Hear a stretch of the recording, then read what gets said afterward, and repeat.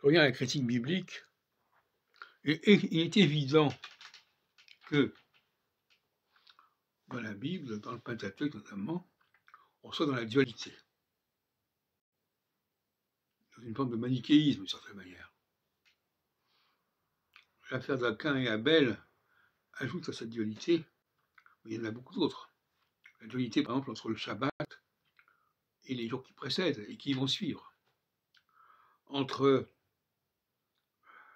la tour de Babel et sa destruction. On peut en rajouter.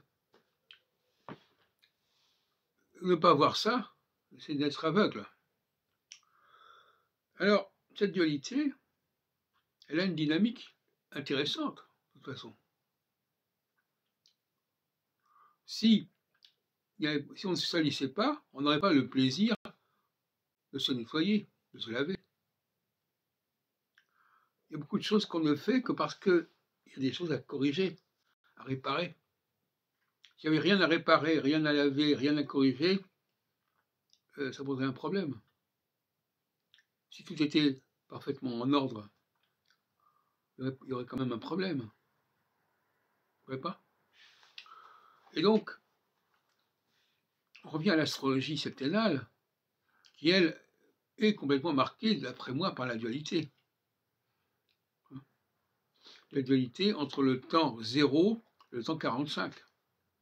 45 étant le temps moyen, la moitié du temps nécessaire pour traverser 90 degrés. Et ça prend le contre-pied. Et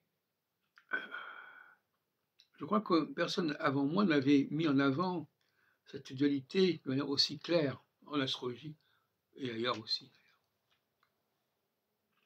Le contre-temps, le contre-pied, le pied de nez quelque part aussi, le fait de provoquer. Et puis il y a cette dualité entre les hommes et les femmes. C'est une dualité fondamentale. Donc on est constamment dans le déni de la dualité, déni de la dualité entre les périodes, déni de la dualité entre les personnes.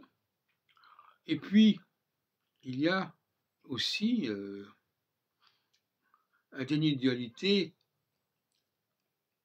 entre la verticalité et l'horizontalité.